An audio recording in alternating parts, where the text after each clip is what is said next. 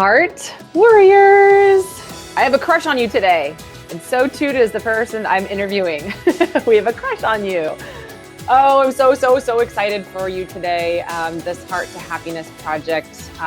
This is one of our top 3. This is going to be third in line. So maybe you guys are watching the third one. Maybe you're out of order and you're watching this in the encore, or maybe you've got the program and now you're watching later on. But no matter where we are in space and time, I feel like the message from our speaker today is timeless. Love is timeless, and our souls are beautifully infinite and timeless. And so this is one of the hits, because when we think about happiness, I think the majority of us think being in love. And whenever I think of being in love, I feel like I am tapped into a deeper part of myself that I didn't have access to had I not formed a bond with this person and become vulnerable and taken risks and putting myself out there and, be completely willing to let my heart get completely broken and shattered in the name of falling in love. And it's so bizarre when I think about falling in love. And someone said this to me a while ago, when we fall in love, we really are falling in deeper love with a part of ourselves that we didn't know existed, or maybe was, brought to surface again. And in between relationships, maybe it's quiet. But the challenge that today Renee Piane is going to bring to us is, how can we be in love with ourselves even when someone else doesn't love us in an engaged relationship or a partnership? So there's many phases of love and being in some sort of an arrangement with someone else. There's the love that we have for ourselves. There's the love that we have for ourselves in the courting phase. And then there's the love that we have for ourselves while we're in this engaged partnership, relationship, whatever you want to call it. And then there's, of course, what's happening more today than ever. There's the love that we have for ourselves and the parting ways if there's a divorce or a separation. So there's multiple phases of love. And I think that this is the one that tends to take us down the most when we are not in love or when we're in that phase that we're separating from. And for me, I'm single at the time of this recording, and I'm so happy to bring Renee Piane to you guys today, because she is now helping me find love first within myself and with hopefully another. But this is exactly what she does, and she is an expert at it. So Renee, thank you for being here, Sister Goddess. Hi, I'm so happy to be here. Thank you for this introduction. I'm so happy after 24 years of helping thousands of people find love. I've come up with some really great strategies and secrets, because people are always out looking for love. And there's ways that weren't available to us 24 years ago that there are now that make people want to do things quick, right? So I'm here to help everybody get real about love, to find real love. And that was why I wrote my new book and my new programs based on that. And what you were saying, that there's people in all different phases. And if you're not really sure of what you have learned from the past, you could go into loops. I call them love loops, and keep creating the same thing over and over, like I did. Hello. You didn't really let them know, but I've been doing this for 24 years. And I was a single woman until I was 45. I met my husband when I was 42 years old, and I had my heart kind of in a lockdown.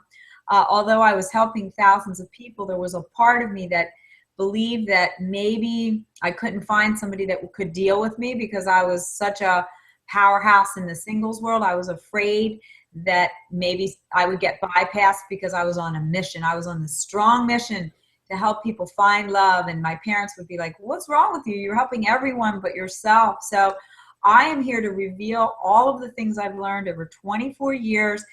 Anyone that is listening who maybe is, after, a certain amount of time, we have disappointments, we have divorces, we have breakups, and our hearts get levels and levels and layers of walls.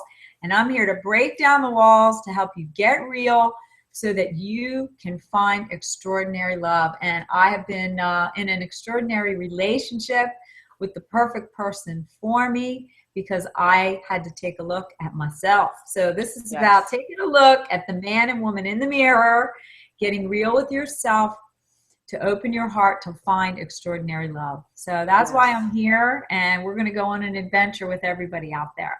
Awesome. Yeah. And here's what I wanted to share with, first, I wanted to introduce you, and I was going to get into that point where it's this woman.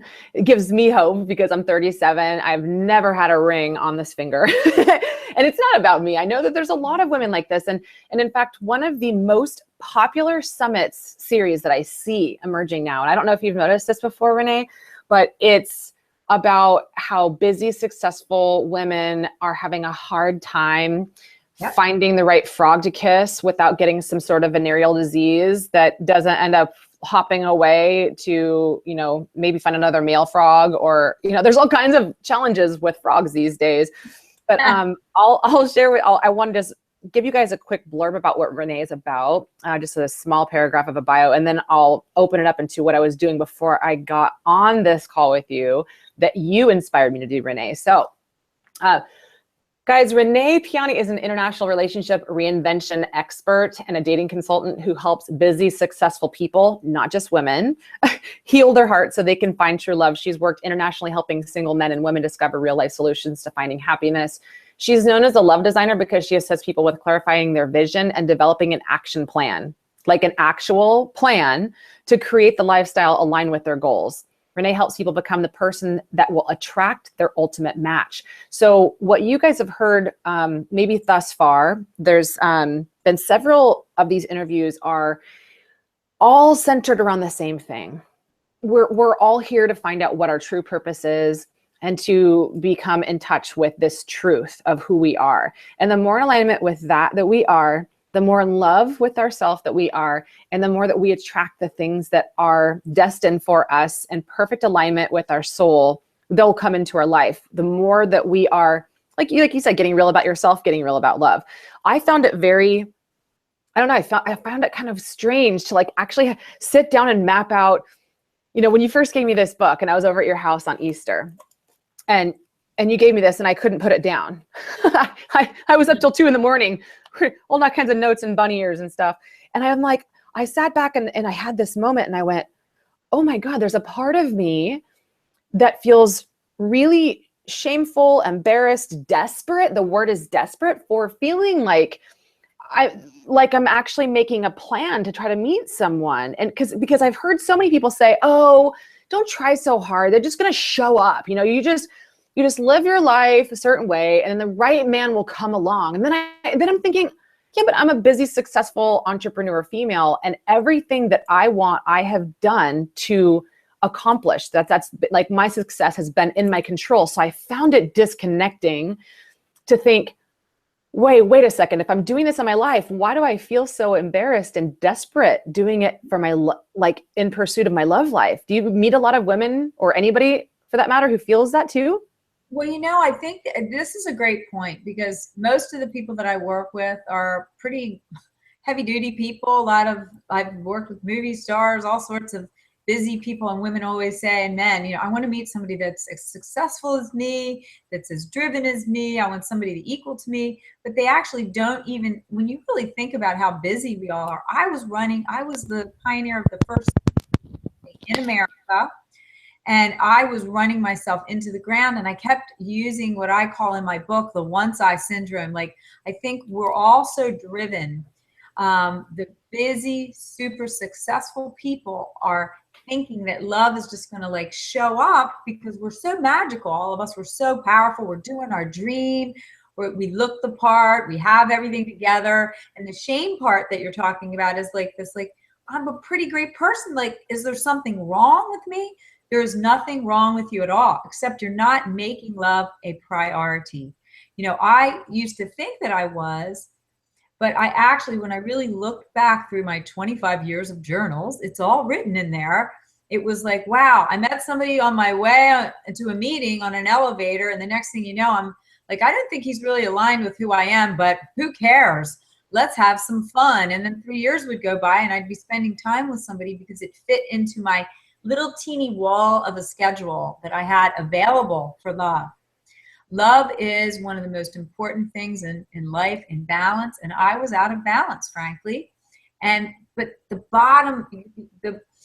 most important thing is, where did that drive come from, right? So when I I've worked with over 500,000 people. I've been teaching seminars for years. I've been a pioneer in this industry. And from watching people date in their 20s, 30s, 40s, 50s, and 60s, all over the country in different nationalities, I saw a pattern. And that's what Get Real About Love is like looking at the reality of the different age groups and generations and how the way they were raised and their role models affect the way they are now. Most people that are 40 and up, we saw our parents do like the Leave It to Beaver mom thing. And we're like, we're not going to be like that. We're not going to stay home, have kids. We're going to bring home the bacon. We're going to fry it up in the pan. We're going to be independent. And that's how I was raised. Okay.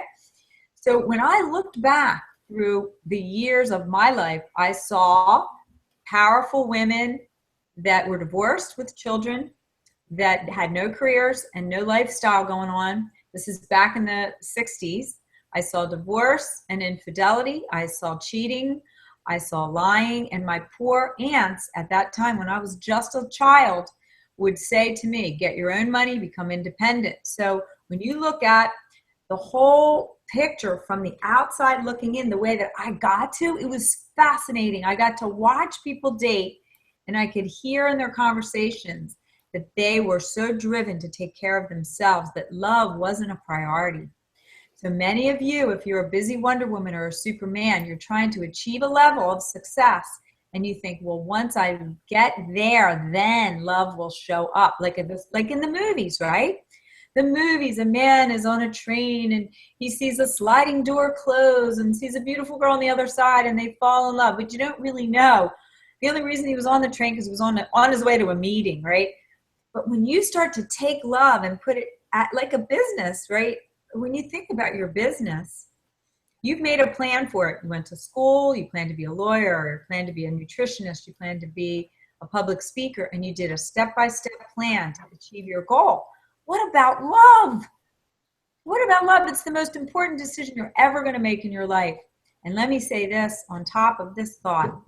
Most people that aren't happy, a lot of times they think that their job is going to make them happy and then love is going to show up.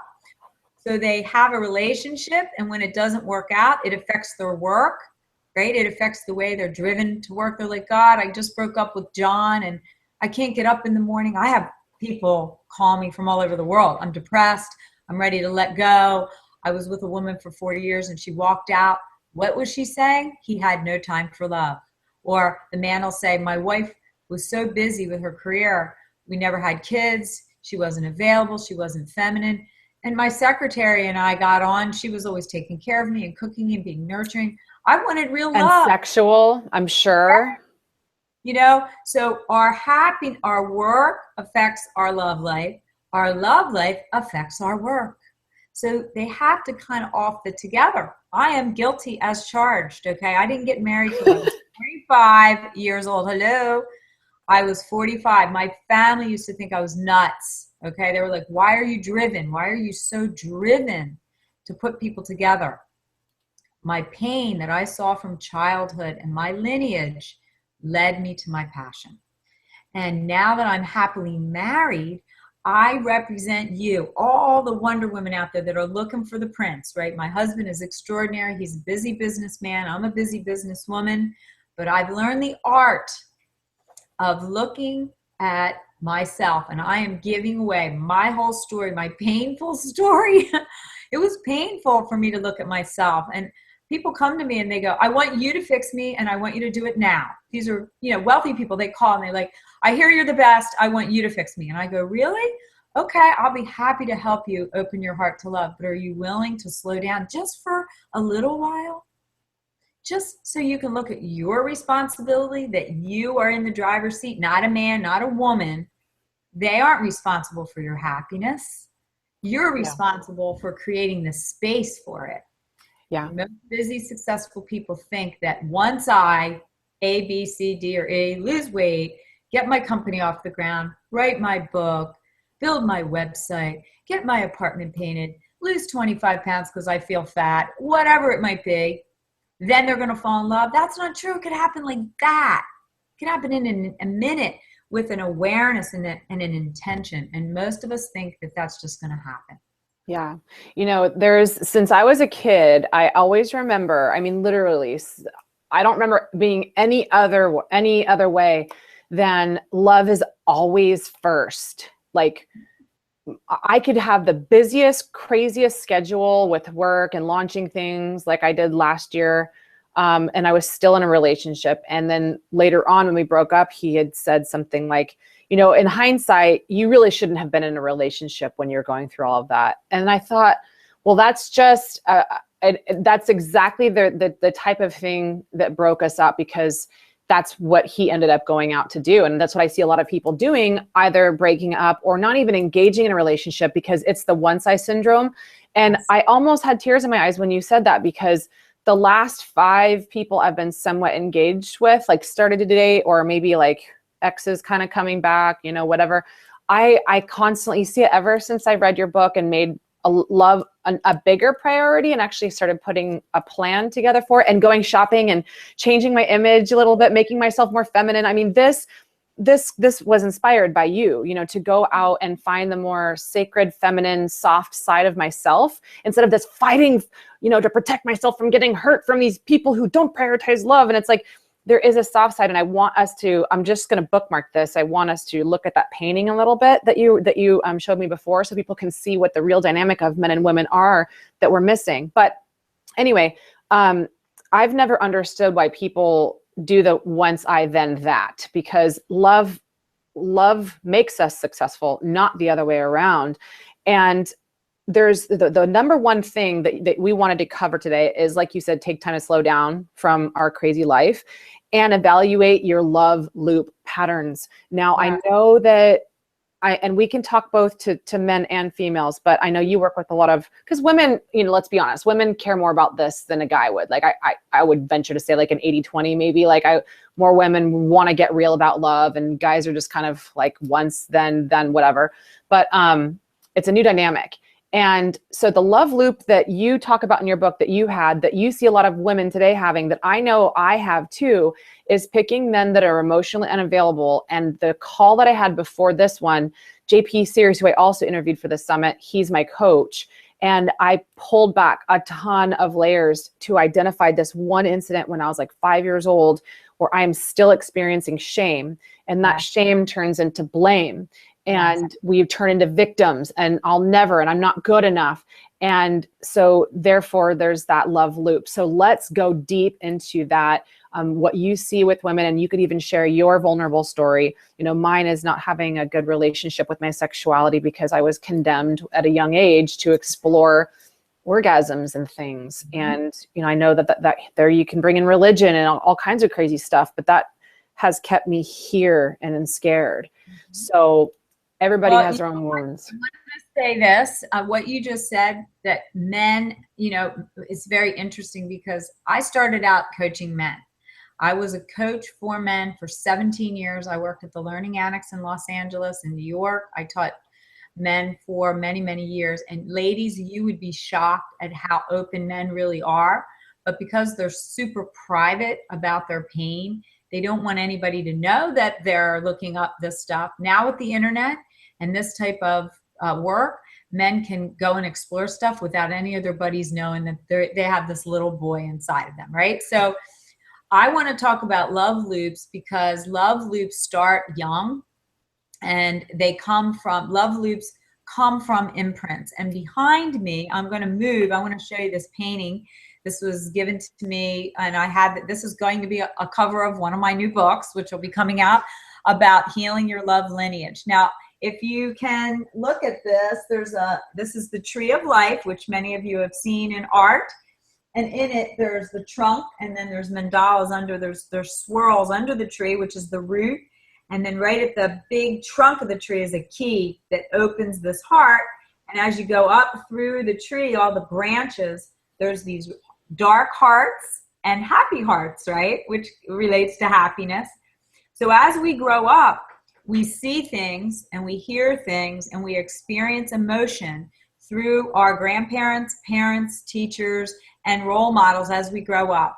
Depending on what those role models said or told you, or experiences that you felt as a child and a teenager, they keep growing up through these trees. And if we don't heal this loop that we keep creating of beliefs that we start young, then we create that same loop to the next generation.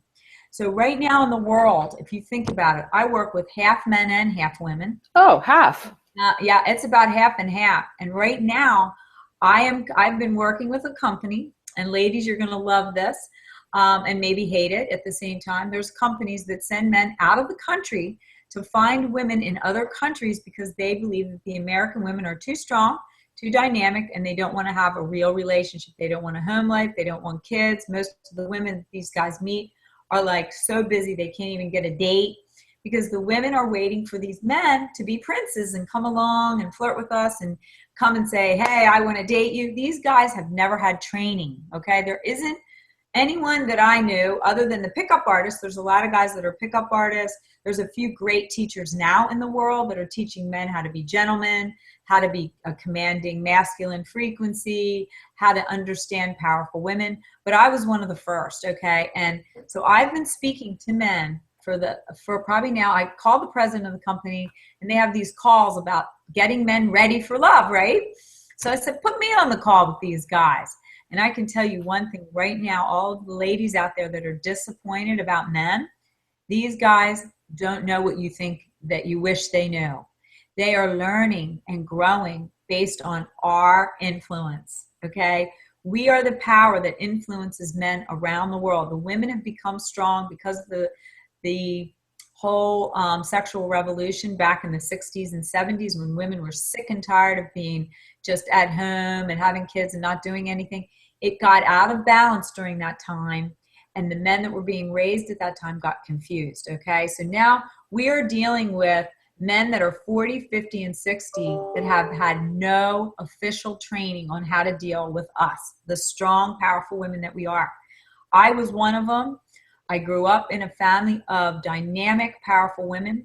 And all of you, if you look at your mom and your dad, or any of the imprints that you had, like you did, about sex, about, your body, and, being open and being a beautiful little girl, your mom was probably trying to protect you because little boys would come after pretty little girls and take advantage of little girls, right? Maybe your mom had some type of a sexual thing happen in her past, or somebody came on to her when she was a little girl and she didn't never tell you, but she told you her fear. She passed on her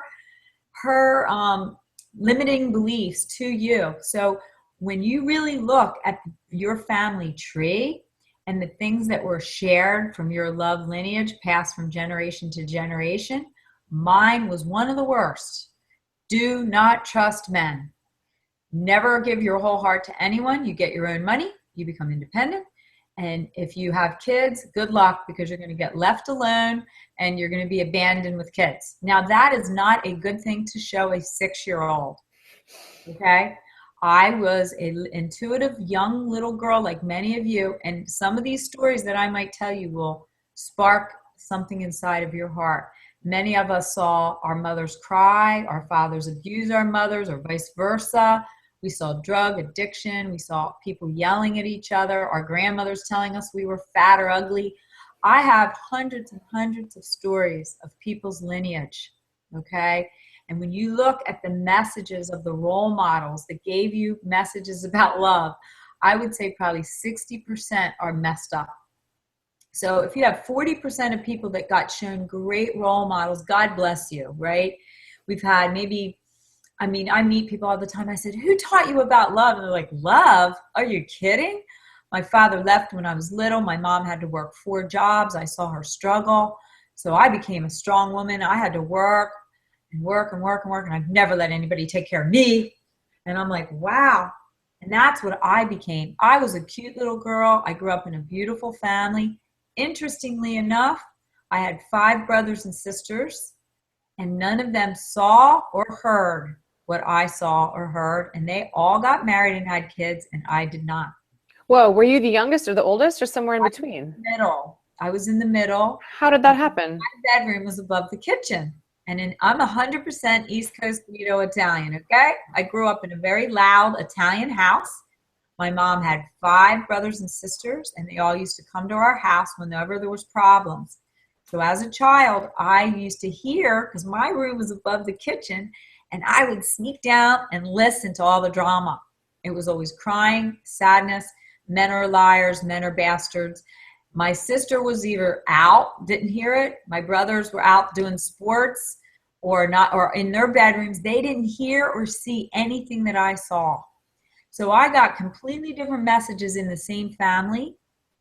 And then my sister got criticism from my grandmother that my sister's built like a real curvy, sexy. She's got the big boobs and the curves. I'm the little petite one. And I used to get, well, you're skinny, so men love skinny women. My sister was curvy, and my grandmother used to criticize her about her weight and say, you're never going to find anybody with that rear end of yours, and, criticize. And it was really hard on her.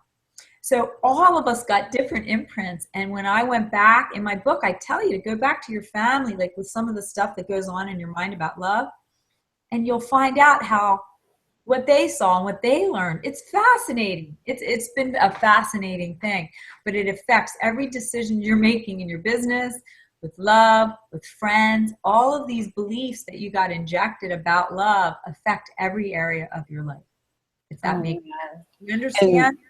No, it's and that's the thing. It's like there's two different ways that we can respond to hearing our story. Well, first, there's the awareness of what is our story. Like, what is the record that we're constantly playing back in our mind that keeps us in this victim space? And that's the one fork is, oh, I'm just doomed, I'm destined, men or whatever, you're stuck with this blueprint. Then there's the other one that's like, you know what if I just, what if this is just junk that's passed down? It's their fear that is now imprinted on my soul that is prohibiting me from being open to the right person, or being open to loving myself first, because it always starts there. But like, I just go back to my childhood, and I'm, really young. I mean, I talked about this on Playboy Radio, and I'll say it again. And I'm starting to come out with my story, but I had some shame about talking about it for fear of judgment. But when I was real little, I was probably 5.5 or so, and I had my first, orgasm. I felt what pleasure would be. I didn't know that it was that. And so at a young age, I was like, I watched my parents argue and my whole family argue about exploring our bodies, our self, our sexuality. And it became an argument. So then sexuality and connection then became this bruise and this shame wound on me that my dad said, no, let her explore herself. This is a part of coming into who you are, like your soul coming into your body. And my mom was like, no, she should never. And like, it's too early. And so at a young age, I learned sex is amazing.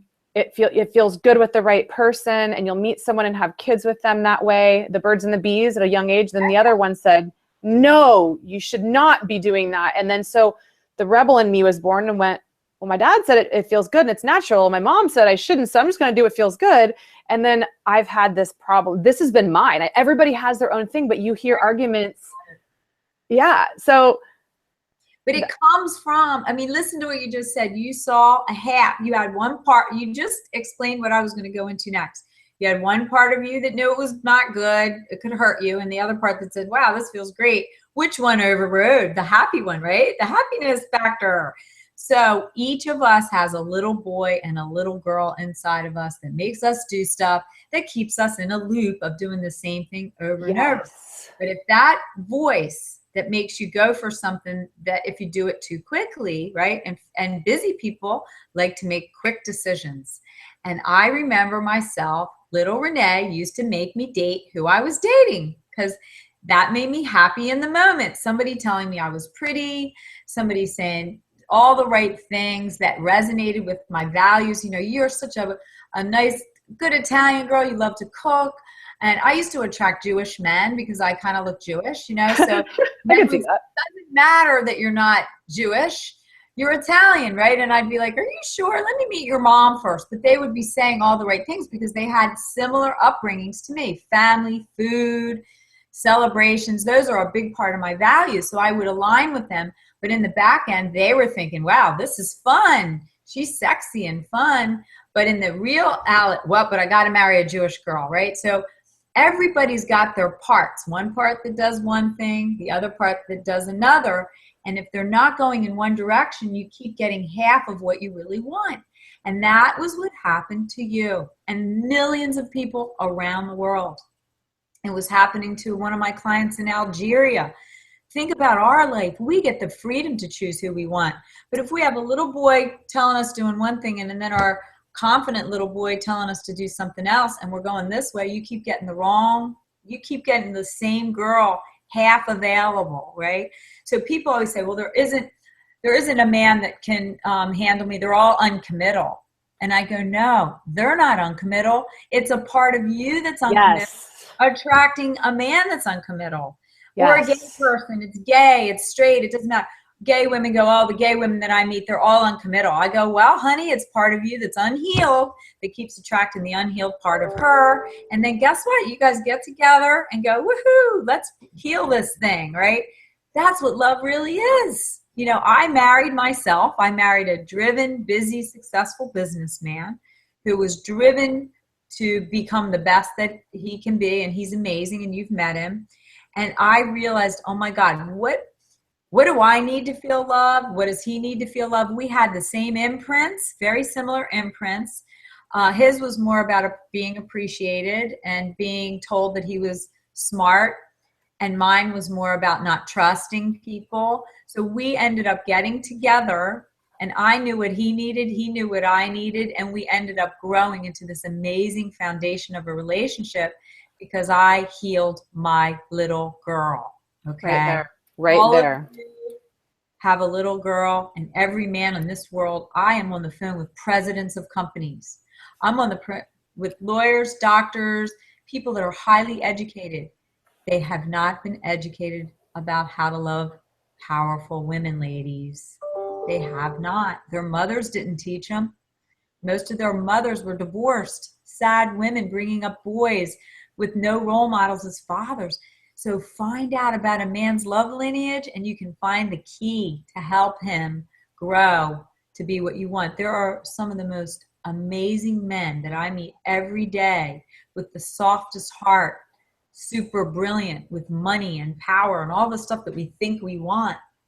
But a lot of the guys that have been, think about a doctor. He's been in school for 8 years. Then he has a residency. Then like lawyers, they go to school for 4 years and then they get their masters. And then these businessmen that get degrees and degrees, they're in school for 8 years, from 18 to their 20s, right? They don't even have time to think about women. They're just wanting to get laid. They're horny. Their testosterone levels are going out the roof. They meet a girl who tells them they're fantastic. They get married when they're 28 years old. They don't even know themselves because they're studying. When you look at what drove them to do all of that, it's their dad. You got to be smart. Got to have money. You got to be. But they don't learn the emotional component. And the women are disappointed. The women that are in their 50s, I did rapid dating events all over the country. Mean, bitter women, pissed off. Where are the good men? There aren't any good men. I said, that's not true. You got to lead them with your feminine energy. There's a lot of softies out there. Okay. Right there. I'm going to stop you. Okay. Okay, I'm sorry. No. I know you can. Go ahead. You've been on tons of TV shows and radios and travel the world. And I mean, you're an amazing speaker, but I want to make sure we get to the goods. And that is what you just said. Now, notice I'm holding my little baby unicorn here, and that is me holding little Diane to my heart. And this is not about my story and Renee's story. This is, ladies and men too. But I'm going to talk to Austin Blood more about the man side next. And so you'll get to see him too. But this is more of the female side because of what our role is for men. So this is me holding myself sacred. And the relationship with self is so important. I, just like you said, have, I don't know about anger being the word, but just like impatience and it being my story and my roadblock. It's just hard to find a guy who's committed, who wants to open up their heart to connecting. And also I want it now. It's like, I can get online and I could, online dating. I swear to you, Renee, and this is universally, I speak for other women too, and that's what you're doing is, oh, here I am. Here's my profile description. I'm real strong. And this is just like anything in life, your resume, whatever. Here's me. Here's a description of me. Okay, great. Let's talk.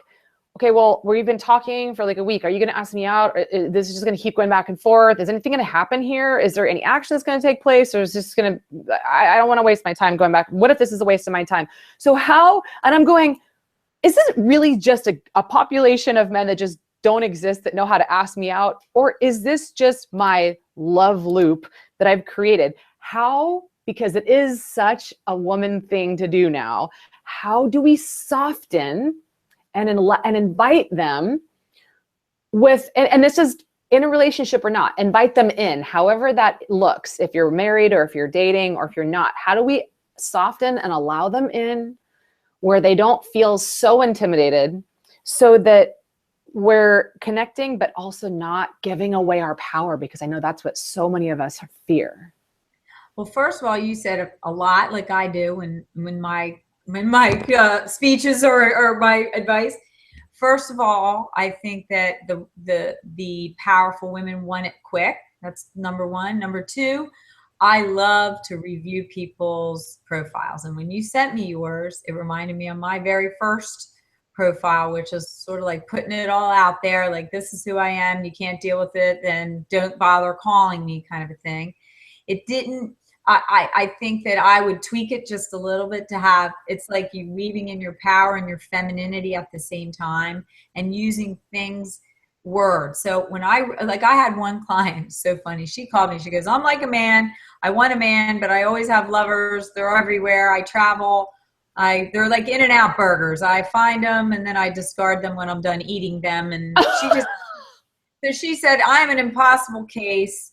And I said, well, let me look at your profile. Well, it was very sexy. She had beautiful, sexy pictures, almost to the point. And then she put, her title was Work Hard, Play Hard. Ooh. Okay. So she was bringing in lovers everywhere. And then I rewrote her profile all about, I am a very successful, consider myself to be a Wonder Woman, but I am, now that I have everything, the one thing I don't have is a special partner that can handle who I am, but that also wants to receive feminine energy and love. I have a great family. I love to cook. I'm a nurturer. I am very sensuous, but I'm not a slut. She was very honest, but she was very feminine.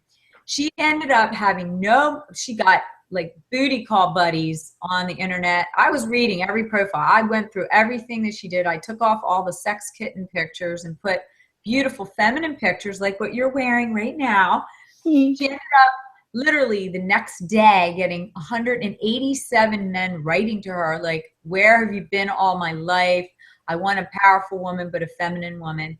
She met the guy that she's with now. The second guy she went out with is him. His name is Jonathan.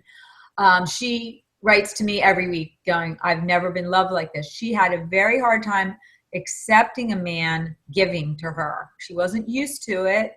And I had to coach her through it.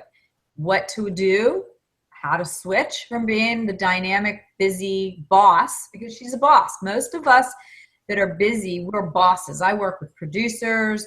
I'm always with speakers, authors, and some of the top speakers in the world. I have helped all of them slow their asses down and stop being so dynamic, bossing everybody around. Because the men in their life, they used to have lovers, always. All of them were sexy, beautiful, very much like you.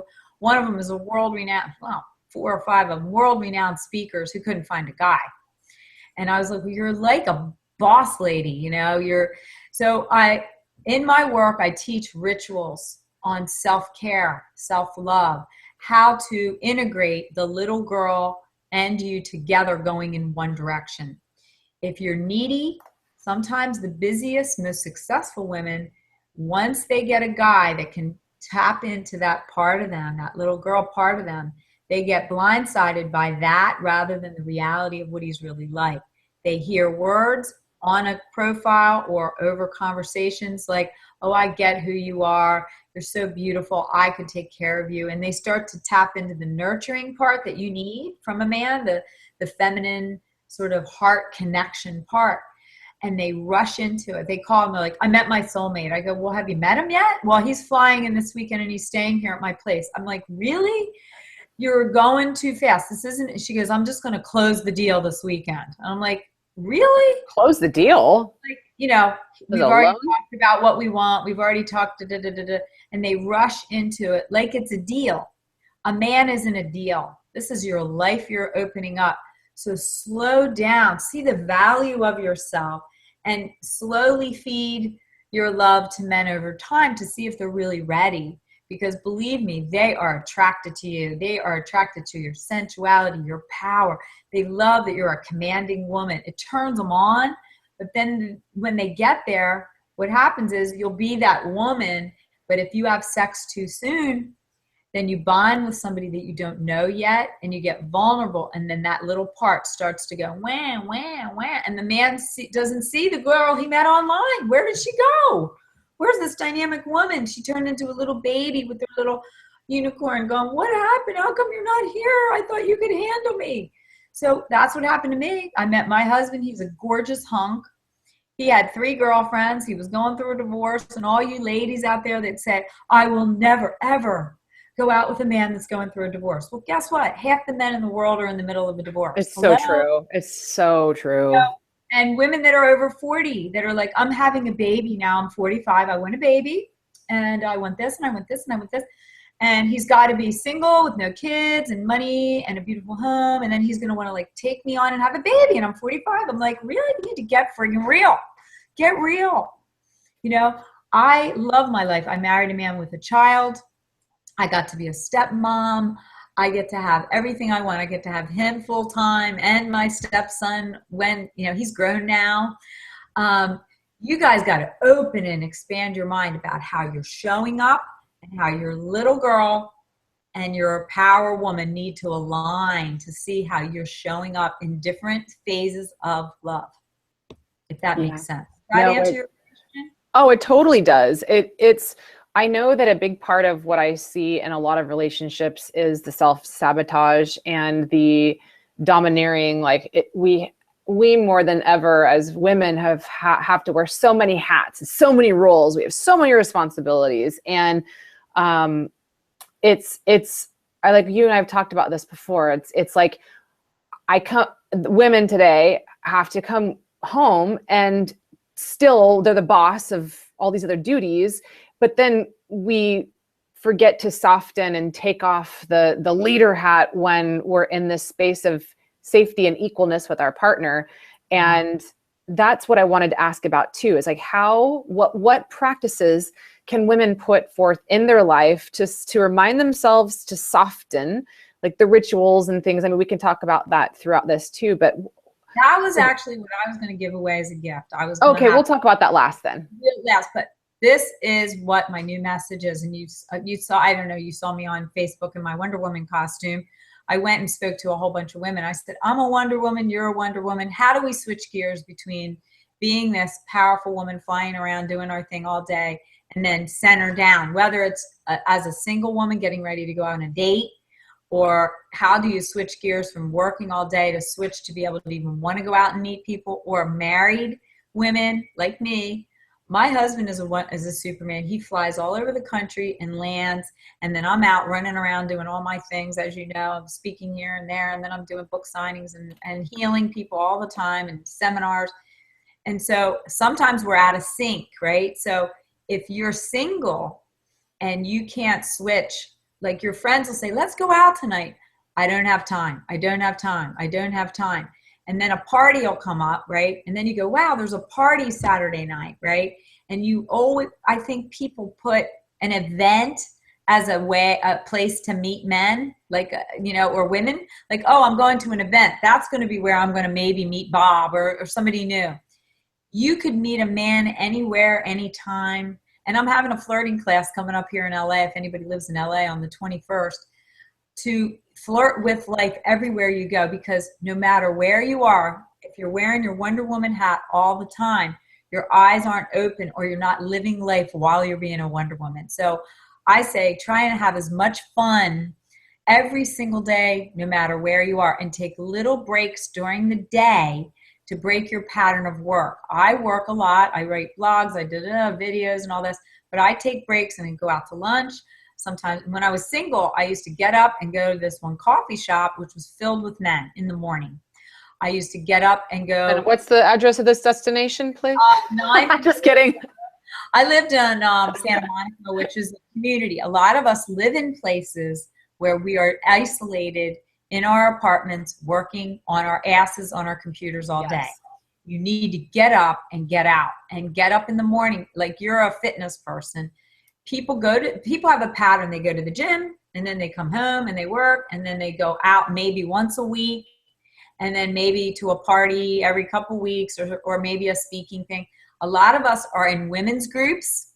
We are in, empowered stuff, right? But we're not out. Men are out alone at night at 7 o'clock at Whole Foods.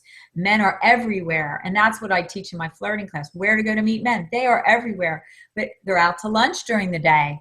You need to take and break your patterns. This is single women. Married women, okay? When was the last time you came home and you're like, your husband is like just getting in, you're getting in. My husband needs 45 minutes to unwind. He has to unpack his suitcase. He has to go to the restroom, take a shower, unpack his clothes, look at his email so he can put it away. So he needs about 30 to 40 minutes of time. If I'm out speaking and he's home, he's already unwound and relaxed. So you got to learn the patterns of the man that's in your life and ask him, what do you need to unwind? Oh, God, I got to take a shower. I need to go poop. I got to do whatever I got to do. I need to eat. Everybody's got their thing. Learn what yours are and share it with your friends, your partners, anybody that's in your life, your family. My family knows me. When I'm a Wonder Woman all day, and then when I had boyfriends, I'd say, you got to give me about 45 minutes. Yes. You need to decompress, take off your I literally have a Wonder Woman cape. I was going to bring it on today. I take off my Wonder Woman cape, and then I take showers or baths, and I use salt, and I do a lot of rituals, and I have a whole class on the rituals to get balance, because you need to have daily rituals where you can unwind. And I do it in the morning with prayers to set up my day, intentions, my lists.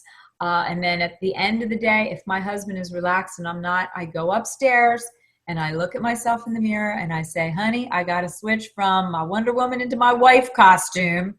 And I take a shower with salt and I scrub my body and I wipe off the day. Imagine my job working with heartbroken people most of the time, okay? I'm carrying a lot of energy on me. My husband carries energy from big company meetings, and I go take your shower, right? So I do what I call stripping, where I strip the day off, and I literally imagine the water literally going into the center of the chakra of the top of my head and going through my whole body. And I do exercises that I teach on how to strip the day off. And then I literally put beautiful essential oils all over me and then wipe off my body. So my body's soft, feminine, and I put something pretty on. And then I switch into that part of me. That doesn't mean I have sex every night, but it means that I'm open and receptive to being with him. And even last night I had on this cute little nightie, and he looked at me and he goes, oh my God, look how cute you look. I switched off the day because I worked yesterday because I lost my voice, right? Imagine that. I lost my voice for almost 3 weeks.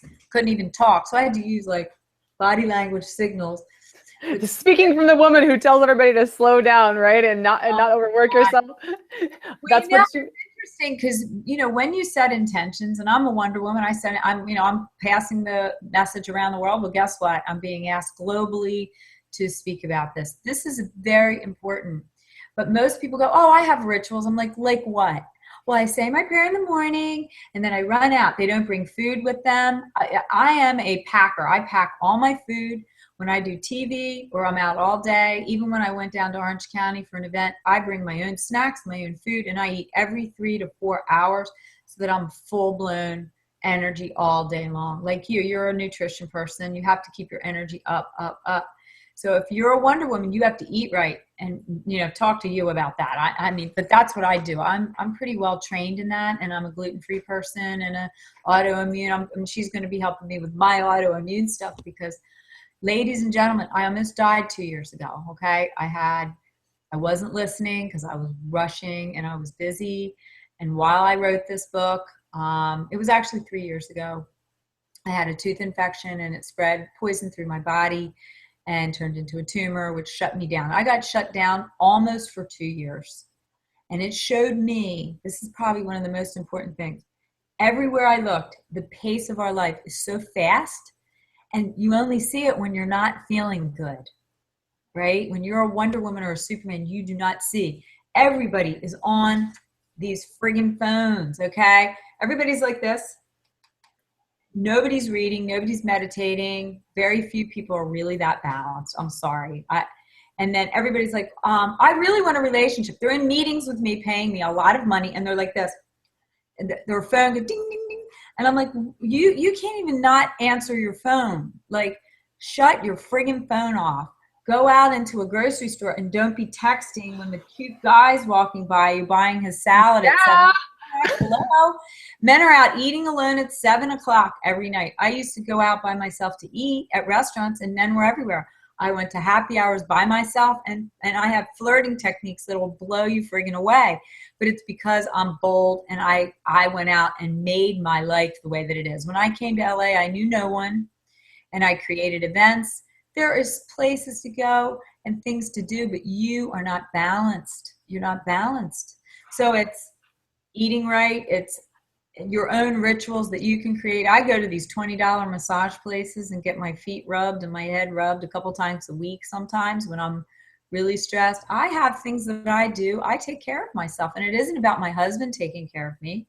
It's about me taking care of myself, my workouts, my food, and my balancing my time so that when he comes home, I'm here. And when I'm not, I say, honey, I need to go take a little night. I'll be right back. I go up and I do these spiritual rituals to open up my body again. And I can't share all of them on this call, but it's a day-to-day thing that I do, that I teach, and it takes practice. Yeah. The thing that I've been encouraging people to do in a lot of these interviews and this is just because the speaker brings it up. Like, I interviewed Stacey Robbins, and she talked a lot about the same thing. She almost died too. And that's what shifted her. And she had an autoimmune disease as well, Hashimotos, very similar. So hello, and then our voice box right there. You lose function of the thyroid. So it's something very common among women. And that's one of the fastest growing diseases is Hashimoto's hypothyroid, where our body literally is attacking itself. And it's like, that starts in the mind. Our mind, our thoughts, we're attacking ourselves. We're not nice to ourselves. We don't love ourselves. How much, if you could take an inventory of your day, how much time are you spending on love, self-love, love for others, versus how much time are you spending on fear? And that fear would be, doing things out of lack. Like, you're doing things to try to keep up with other people. What is the intention behind every move that you make? And then there's how much money are you spending on love, and how much money are you spending on fear? So really stepping back and having that aha about, and like for me, I went out and spent $1,000 on some new clothes, right? Because I kind of want to take the oldness and scrub it away and attract a different type of, because I realize I'm attracting the same kind of thing, and I want to break that cycle. It takes that awareness for us to go, what is it that I'm continuing to create this same, like you said, this love loop in marriage, out of marriage, wherever you are, identifying all of those things that create the same love loop and keep fueling it. So are you fueling your love loop, or are you stepping outside of it? And if you are stepping outside of your love loop, what does it look like on the other side, Renee? When you help break someone of their love loop, everything changes. Their whole life changes. It's like people come to me with they go, oh, I have bad luck. I have this. First of all, it's the phase of love they're in. Most people are either in a shakeup, a breakup, or they're trying to wake up because they're trying to figure out why they're not succeeding. That's number one. Number two is the energy that they're putting out because they've had lack of success. They're sad. So they're putting out vibes of unavailability or sadness or workaholicism because they don't. So there's a whole bunch, like it's an analysis of your paralysis, really. It's a take a look at your heart. So I have hearts like you. I'm a big heart person. I love that one. So this is one of my brand new ones. Oh, see, the phone is ringing. People are calling now. It's a call for love. It is. Well, I'm gonna have to wait. Well, I told somebody to call me at this time. I make people vow to their heart. This is my vows, get real about love vows, that you're going to be honest with your heart. I think most people are like kind of pushing out the pain because they don't want to really look at it. So I make people buy a heart and take a look at themselves and what they've done. And it usually comes from their thoughts. Their negative thoughts are, like this girl just said to me, I always meet men that hurt me. I always meet men that hurt me. I said, really, that is not a good thing to be saying. What is the languaging that you've used in the past? And then how that affects, but where did that languaging show up? Where was the original core? Usually it's from your love lineage or experiences that you've had with men or women in the past. Gay, straight, doesn't matter. You got hurt when you were 4, you got hurt when you were 10, your high school boyfriend left you for someone else and you thought you weren't worth anything. It could have been your mom telling you you were a loser. It has to be examined. Yeah. So I teach people to examine. It is all the same. I mean, if we're taking any kind of risk, there's going to be failure. If you're falling in love of any kind, there's going to be hurt. It's like the guarantee. It's a part of playing the game, right? You're going to scrape your knee up. So I think the last thing I wanted to ask you about, and it's probably a very perfect ending, is to bring up the tiny little picture, the painting that you've got, so we can close on what exactly a relationship, an ideal, healthy, loving relationship where two people are loving, come together and empower each other. Well, this painting is the Klimt painting, and I use these 2 paintings sort of in my teaching, where you look at the tree of life and how that affects you from opening your heart to love. This is the most sacred love painting, apparently, according to many people, on earth. And if you look it up, it's called The Kiss, and you can see it online. When the man and woman connect sexually, the woman's energy is sent into the man through the center chakra and the sexual chakra, which then allows the man to get grounded to earth. If you see the woman's side of the blanket, she's using these tendrils of energy to ground the man to earth. So if you look at the whole entire painting, her thoughts are influencing the way the man feels. Her sexual feminine energy is getting injected into his heart, his core, and his chakras below, and then he gets grounded to earth. So this is a painting of sacred union, of sacred love. So look at the story of Klimt and use visual things, like when you see pictures of couples that kind of remind you of, like when I do my vision board classes, and in my book I talk about visioning love. This would be like my vision of love, like my soul, my love injecting a man's heart and bringing feminine energy into his heart. My center bringing feminine energy into a man's center. My sexual energy bringing a man into bonding with me sexually. So it's actually a sacred act of bonding through sensuality and love. And then the man softens his linear self, right? So it's very interesting because some of the most powerful men in the world all say that they are attracted to the feminine softness of a woman that helps cut down that linear wall that they have. And my husband is a very blueprint type of a guy, right? Everything is structured and linear. I'm the artist like you. I'm very flamboyant. I'm always doing new things, and I'm here and I'm there and I'm teaching, and then I'm doing vision classes and rituals classes, and he grounds me to earth with his groundedness, and I bring the essence of the feminine energy into his life, and it's amazing. We have a lot of rituals as a couple that we do together to keep that spark.